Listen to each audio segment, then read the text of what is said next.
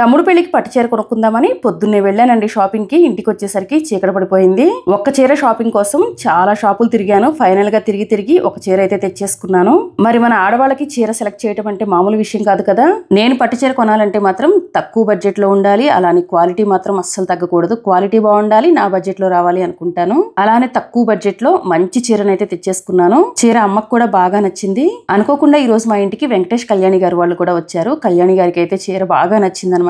కళ్యాణి గారు అయితే ఫస్ట్ చీర ఇంత బాగుంది 10,000 20,000 అని అడిగారు. కానీ చీర ప్రైస్ విని నిజంగా షాక్ అయిపోయారు. ఎందుకంటే ఈ చీరను నేను 61% డిస్కౌంట్ తో తీసుకొచ్చాను. అవునండి, నేను నిజాంపేటలో ఉన్న మిస్సమ్మ స్టోర్ లో ఈ శారీ తీసుకున్నాను. షాప్ కి వెళ్ళిన తర్వాత నేను చాలా పట్టు చీరల మీద వేసుకొని చూసుకున్నాను. అన్ని కూడా చాలా బాగున్నాయి అనిపించింది.